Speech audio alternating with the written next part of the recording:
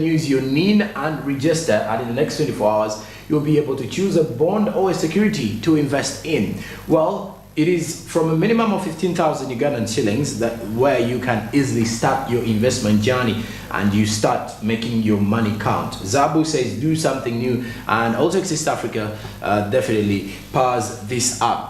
Make your money your future. Protect it by investing it into something that is definitely going to see you grow your investments. Well, besides that, just to remind you that the markets open at 8:15 a.m. and close at 3:15 p.m. that is East African Standard Time, but these particular markets are closed during weekends and public holidays. Zabu, my money, my future. And Altec East Africa says do something new. Well, this hour also now starts with motivation and inspiration as we take you through what will definitely inspire your new month of December 2022. Let's start it off with the business tip this morning.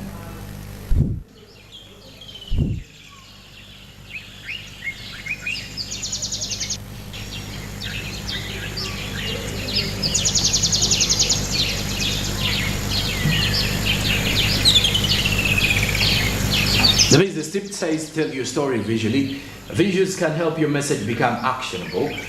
Things like video, whiteboards, images or other pictures will show how your prospect's problem will be solved with what you're selling. By using images you create contrast, which can create the feeling of urgency, which will help you close that sale that you badly need to close.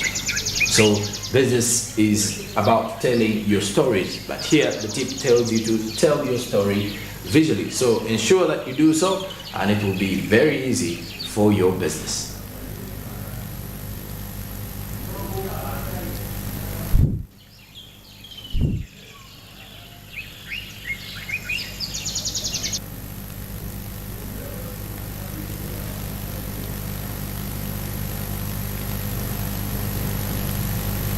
And now, Colin Cowell, who is a U.S. statesman and retired 4-star general in the United States Army, says a dream does not become reality through magic. It takes sweat, determination, and hard work. So entirely, if you want to see your dreams happen, you should not think that it's just going to happen just like that out of the blue. It does not take any magic. You really need to sweat for it, determination, and hard work. But also remembering to work really smart for yourself, and also being patient, knowing that things are going to be moving on well if you stay on the same course of what you're doing. So it is something that you should be more focused on doing, as this particular quote is saying. It does not become a reality through magic. It takes sweat, determination, and hard work. Well, you should as well add the patience onto it so that you remain on the right track.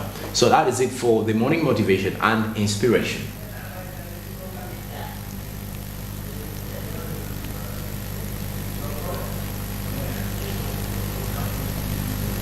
And now, guess what? We head to our social media. Of course, a lot of timeline madness does happen, and we now look at the trends on the word money. When you look at the trends across the timeline, quite a number of those do happen due to quite a number of those are beyond just economic factors. Others are political, others are social, but we do the business talking here, and that is why we lead the business conversations. And now we look at the social media trends as they were transpiring across the timeline, and of which we look back slowly at the timeline is madness and tweets over money.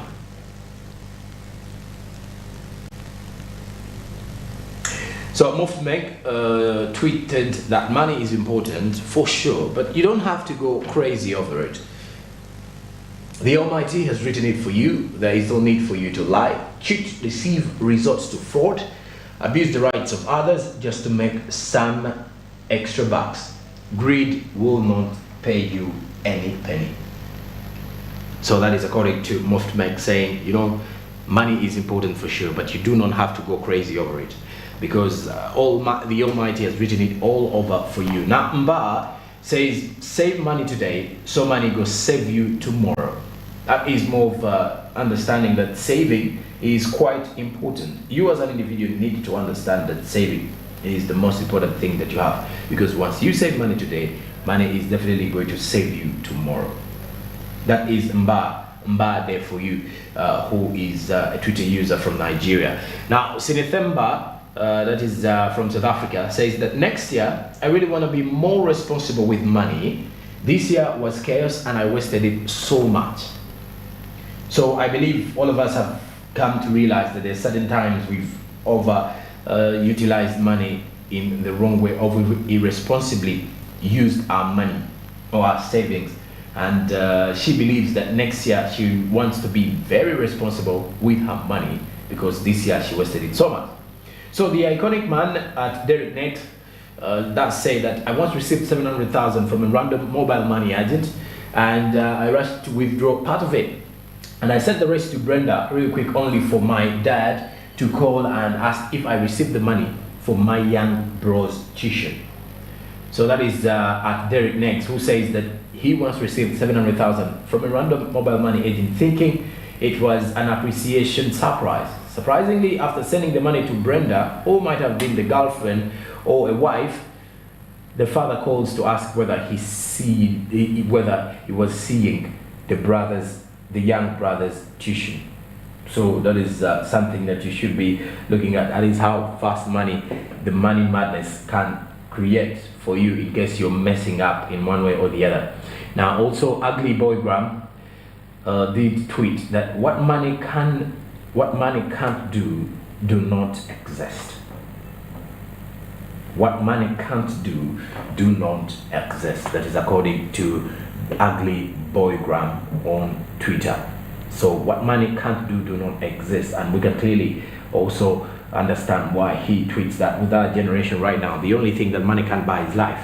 The others may be friendship and pure love and all that, but the others, money can definitely solve for you.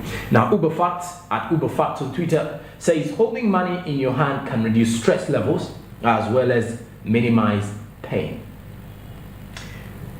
Holding money in your hands can reduce stress levels as well as minimize pain. That is according to Uberfacts, and I think we can all agree that sometimes you get to realize the more broke we are, or the lack of money makes us stressed, and sometimes you feel you really need money to cheer you up, because you know money can help you to create some bit of happiness around you, even when the world is all against you at the moment. So that is it for the social media trends this morning. Now, meanwhile, it being the International AIDS Day celebrations today, we went to Parliament as of yesterday to at least get some of the views from the legislators upon Uganda's journey to the HIV prevention. But also, not only that, we also wanted to understand is the funding against the prevention to at least, is the funding from the government on the fight to prevent the spread of HIV enough to ensure that this cause is supported? This is what we gathered from Parliament yesterday. On the 1st of December is the World AIDS Day. It has approached, and what is important on this day is for us to look at how HIV/AIDS can impact on us, how we can take care, and also to take the bitter truth that it is still there. And when we have it, obviously it has some negative impact on us. So let's look at that day. Let's ponder about the effects of HIV and AIDS in our families, in our lives, how it impacts us. Even though I want to appreciate the researchers who keep on looking for ways of how we can sort this problem out. We appreciate them for the discoveries of getting some relief tablets, injections, so that at least life keeps on going, as compared to those old days when people used to die miserably. I want to implore them to continue doing research. But even if we do have some remedies, some short-term relief solutions available, we don't need to get relaxed. We don't need to get exposed, because you know very well that as we talk now, we've not yet gotten the real final solution to this problem. So it is our duty to take care of this problem. And as I speak now, as per the research, the youth in between 18 to 25, the HIV and AIDS rate is a little bit high. These are ages when people are now active. And now these are energetic people whom we want in the production and the leadership of this country. So my fellow young people, if we get exposed to this problem, don't you see that we are exposing our country to danger? We are weakening ourselves. The production will be lowered. So it is very true that the problem is there, but as well it can be avoided if we can put into practice these other methods. Abstinence.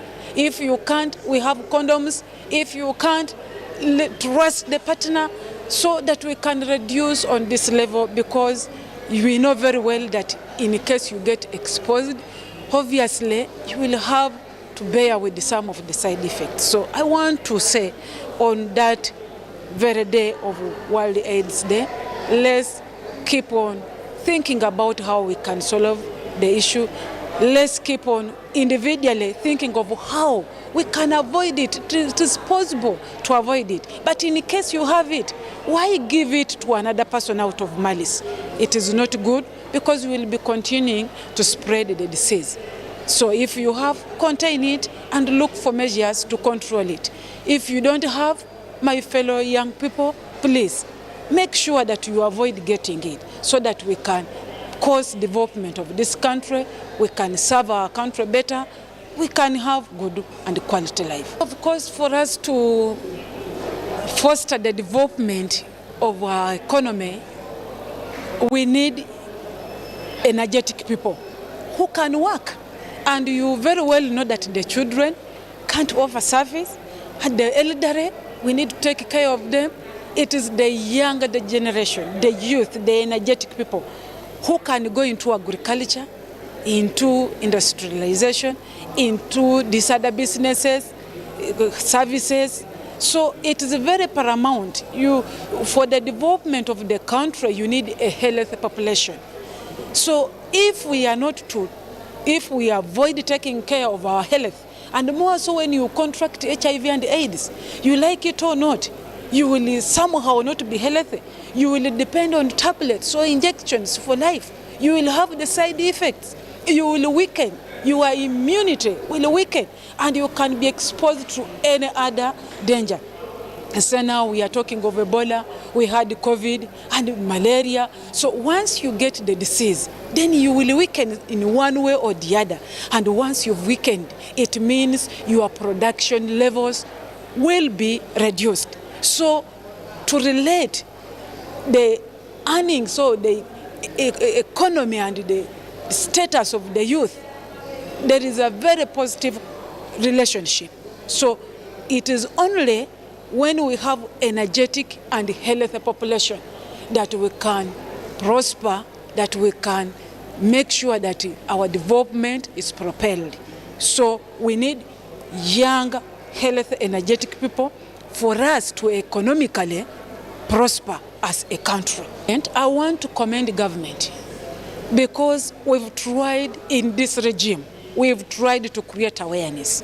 The situation is not as it used to be, where people used to think it is witchcraft, it is what. At least people are aware, even be it to the children in schools and everywhere. There has been enough awareness across. At least people know there is HIV and AIDS, only that people, some of them fear, they still have stigma. They don't want to go for a test. Some of them, they don't care, they don't mind. For them, they are looking for money in either good ways or bad ways. They can say, as long as I get money. More so to our younger girls who think commercial sex is good. You earn a living, but you can earn a living, but you will be exposing yourself to such challenges. So as government has tried its level best. And also NGO world, they have also injected in. There is awareness. The only challenge we have is that people are aware of the disease, but little is done. They pretend. More so the younger generation. For them, they don't care. So that is why I'm calling upon every person, every Ugandan, every youth, let's care. Let's not expose our partners to this disease. Let's not expose ourselves to this disease. Or else we shall create a big burden for the government to provide the tablets, for the NGOs to provide. Moreover, this is a disease which you go for. In most cases, people get it intentionally. They intend, or they can decide on whether to get it or not. Apart from some minimal ways of how you can contract, more so like the babies crossing from mother to the child unknowingly, but more so like the youth and the adults. As we speak now, there is a lot of immorality everywhere. Now that we have broken up for holidays, our younger girls have gone back, and we have a long holiday of the entire December, the entire January. So let's take care. More so the parents, let's get concerned about the way out of our younger people. Let's talk to them. Let's not shy away, because when we shy away from them, then for them they will think, the body is telling me to do this. It will be normal for them to move out and do what their bodies want. But at the end of the day, they will come back when they are sick to us, and we cannot abandon them. So as government has tried, but let it be to us as individuals to also take care of ourselves.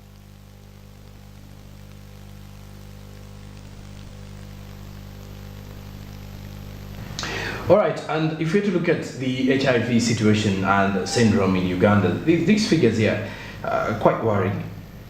When you look at the situation, what's giving you the age bracket according to the Ministry of Health, how the spread is actually continuing to grow within the young people, especially between 17 to 24 years of age. And this is something that is worrying in the country, because when you look at the weekly spread of over 200 cases being reported in the country, this clearly gives you a figure that we're not doing enough as a country with the we're doing enough with the sensitization. But I think on groundwork is the people, Febechikwatako mainly, are playing a blind, we're just giving it a deaf ear. We really don't care about this particular situation. The government is actually looking at 2030 as the year to at least end the rapid spread of HIV/AIDS into the country. But however, there are lots of things that are happening, and we are clearly we're not working towards that same goal. We are not seeing ourselves heading there yet as of now. So it is something that we want to steadily look at and consider ourselves vulnerable at the moment, because once you look at the spread, for example, cases in Kampala, look at the cases in Mbarara, this is something that we really need to at least understand from the other aspects of HIV. So, well, also, if we are to look at the international ratings, we are trying our level best to fight AIDS, by the way, in the country. But then it is worrying. As you can see, patients across Tasso and all the situations, you want to understand that most of the Ugandans are only having less interactions when it comes to such conversations, because currently about 1.5 million Ugandans have HIV infection, and this is acquired mainly via heterosexual transmission, and about 10% acquire HIV infection via the mother-to-child transmission route, of which clearly the health sector has been making sure that it is something they're working upon. Then also in 2 studies, the mother-to-child HIV transmission rate reached 26%. So 400,000 to 450 Ugandans have died from HIV/AIDS. Well, the death rate from HIV/AIDS is actually less, because you get to realize people are happily living with the AIDS, because now we are killing off the syndrome. Government has been able to invest in a lot of money to ensure that, one, there is provision of medicines, the ARVs, for example, and of course there are other key facilities that the government is providing, not only to Tasso but to other public health centers to ensure that they reinforce the public services, rather to reinforce the health sector to prevent the spread of HIV/AIDS in the country. Today, Uganda joins the rest of the world to commemorate the International AIDS Day, and when you look at that, this is something